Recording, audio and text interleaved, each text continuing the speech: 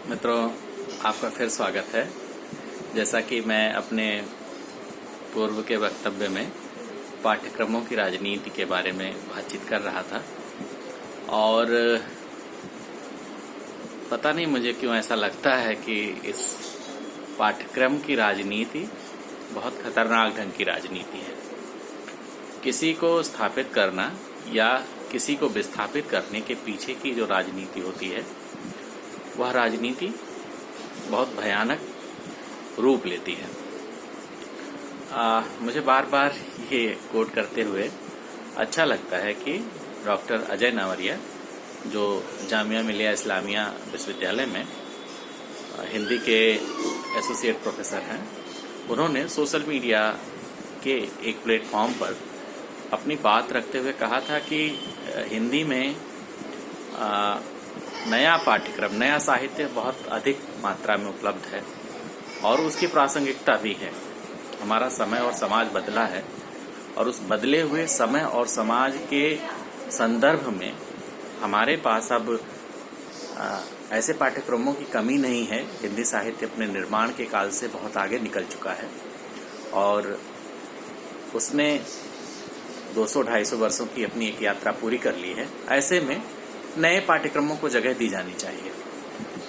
इस पे बहस मुआविजा हो सकता है, किन पाठ्यक्रमों को जगह दी जाए, किन पाठ्यक्रमों को जगह न दी जाए, और इसका हम विश्लेषण करते हैं तो हम देखते हैं कि कुछ ऐसे रचनाकार आए, बिना नाम लिए मैं नहीं कहूँगा, जो उच्च पदस्थ रहे, जिसके बारे में मैं अपने पूर्व वक्तव्य में मैंने बात कही। मैं यहाँ ध्यान दिलाना चाहता हूँ कि ठीक है, हिंदी की अपनी निर्मित के समय में आपके पास ना तो पाठ्यक्रम से संबंधित किताबें थीं, ना हिंदी का अपना वह स्वरूप था जो आज हमें दिखाई देता है। हिंदी के आरंभिक दिनों में हम बहुत सारा साहित्य या तो अपभ्रंश से उठाते हैं, या हम हिंदी क्षेत्र की जो बोलियां हैं, उन बोलियों के साहित्य को उठा करके हिंदी के एक स्वरूप की निर्मिति हम लोग करते हैं।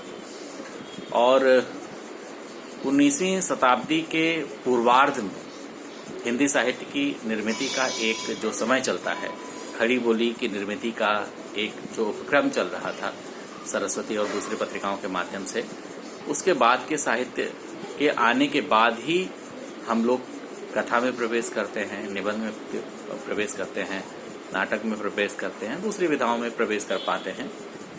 और उससे पहले के साहित्य को हम बोलियों से निर्धारित करते हैं। आज यहाँ जो बात मैं कहना चाहता हूँ, पाठ्यक्रम समितियों का हिस्सा होने के नाते ये बहुत लंबी बहस हो जाती है कि हम कविता को कितना स्थान दें, गद्य को हम कितना स्थान दें, हम नाटक कितना पढ़ाएं, हम निबंध कितना पढ़ाएं, या दूसरी विधाओं को हम कितना प्रोपोर्शन दें। और आजकल तो पाठ्यक्रमों को निर्धारित करते समय और भी पेचीदा सवाल उठते हैं, या उठने भी चाहिए, कि हम पाठ्यक्रमों में किसको शामिल करें। उसमें जो पाठ्यक्रम हम बना रहे हैं उसमें स्त्रियों की भागीदारी हो कि ना हो, उसमें दलितों की भागीदारी हो कि ना हो, उसमें आदिवासियों की भागीदारी हो कि ना हो, उसमें ट्रांसजेंडर का कुछ साहित्य आए कि ना आए, विधवा या विकलांग विमर्श के जो साहित्य है, बाल विमर्श के जो साहित्य है, उनको जगह दी जाए कि ना जगह दी जाए। और उससे भी अधिक दक्षिण पंथ और वाम पंथ और उदारवादी साहित्य को लेकर के भी बहस मुबाहिसा होता रहता है।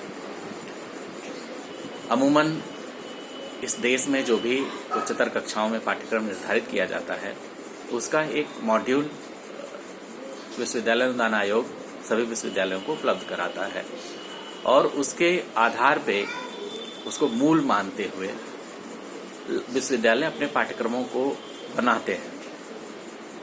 अब विचारणीय है मित्रों कि जो पाठ्यक्रम विश्वविद्यालय अनुदान आयोग हम लोगों तक पहुंचाता है या विश्वविद्यालयों तक पहुंचाता है, उस पाठ्यक्रम को बनाने वाले कौन लोग हैं, उनका विचार क्या है, और वो कैसे लोगों को अपने पाठ्यक्रमों में शामिल करना चाहते हैं, किन लोगों को वो इग्नोर करके चलते हैं।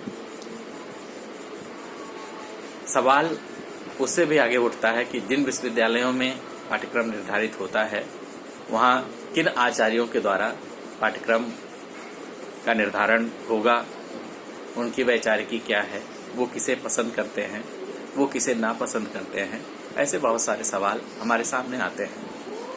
अमूमन कई सालों से मैं विमर्शों के साहित्य को लेकर अध्ययन अध्यापन से जुड़ा हुआ हूँ, इसीलिए समकालीन कविता या समकालीन साहित्य या समकालीन कथा के विकास के अनुक्रम में इन दिनों हम लोग दलित साहित्य, आदिवासी साहित्य और स्त्री साहित्य को प्रमुखता देते हुए अपने पाठ्यक्रमों का निर्धारण करते हैं। समकालीन साहित्य के विकास क्रम में हम इन विमर्शों को तरजीह देते हुए अपनी बात रखते हैं।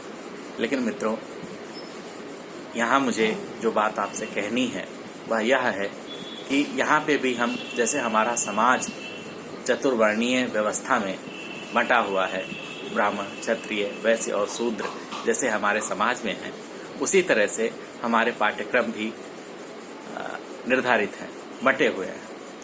यानी कि हमारे पाठ्यक्रम में आज भी टोलाकरण है। जैसे हमारे गांव का स्वरूप या हमारे शहरी मोहल्लों का स्वरूप है कि जो मुख्य धारा की आबादियां होंगी वो कैसे होंगी, और अम्बेडकर नगर कहाँ बसेगा या दक्षिण टोला कहाँ पे बसेगा, उसी तरह से हिंदी के पाठ्यक्रम भी हैं कि वहाँ पे दलितों, आदिवासियों और स्त्रियों को एक टोला दे दिया गया, और उस टोले में आज हम उसे विमर्श का साहित्य या अस्मितामूलक विमर्शों का साहित्य या दलित साहित्य, स्त्री साहित्य या विमर्श के साहित्य को पढ़ाते हैं। इस टोलेकरण ने नुकसान क्या किया है कि जिस तरह का सामाजिक बहिष्करण उनके साथ पहले भी होता आया था, वह सामाजिक बहिष्करण आज भी हो रहा है। और टोले के साहित्य को अमूमन मुख्य धारा का समाज पढ़ाते हुए यह मान के चलता है कि ठीक है, यह आरक्षण जैसे प्रतिनिधित्व का मामला है और एक प्रतिनिधित्व इनको भी दे दिया गया।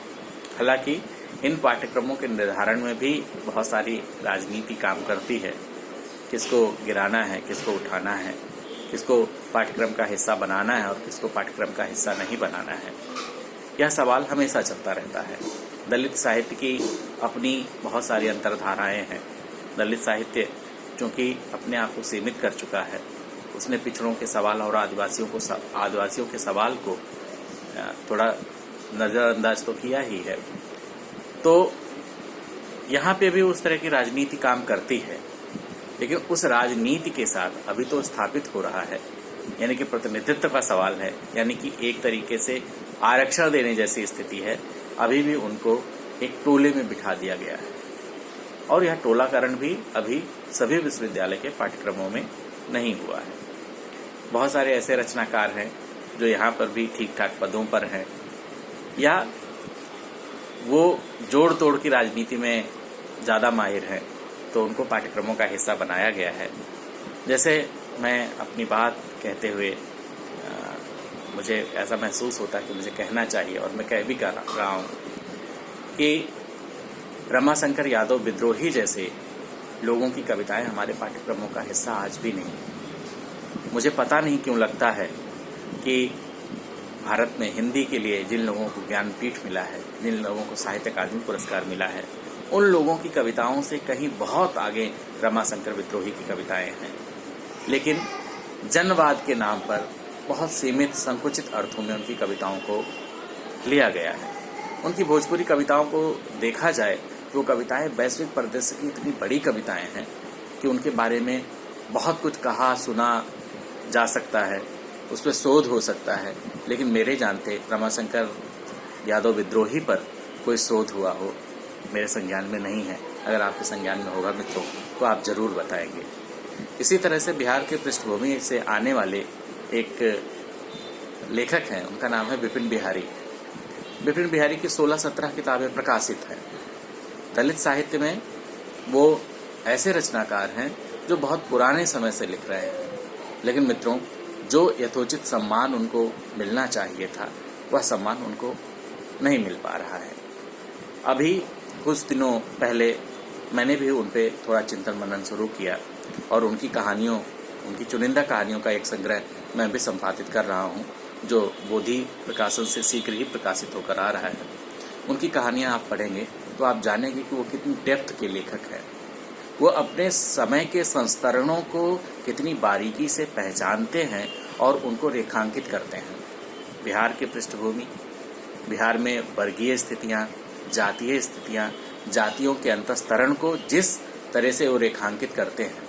दलित साहित्य में जाति का साहित्य एक जगह था, लेकिन वर्ग के साहित्य ने जो एक मुकाम हासिल किया है, उस मुकाम पर जा करके जिस तरह की कहानियाँ विपिन बिहारी लिखते हैं, उस तरह का सम्मान, उस तरह का पाठ्यक्रम में उनको जगह नहीं दी गई। कई विश्वविद्यालय के पाठ्यक्रमों में उनको जगह दी भी गई है, लेकिन जिस तरह से चर्चा परिचर्चा होनी चाहिए वह नहीं होती है। उसका कारण है कि वो अकादमिक दुनिया से नहीं आते हैं।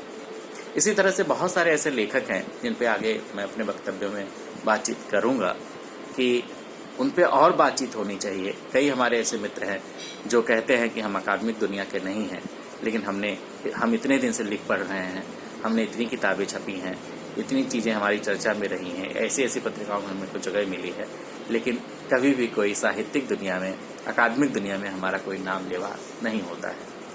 तो पाठ्यक्रम की जो राजनीति है, पाठ्यक्रम में जो लोग आएंगे वो कैसे आएंगे, किनको पढ़ाया जाएगा, किनको नहीं पढ़ाया जाएगा तो उसके पीछे की पृष्ठभूमि क्या होगी, ऐसे बहुत सारे प्रश्न हैं जिन पे आप मित्रों को भी विचार करना चाहिए और मैं भी विचार करता हूँ।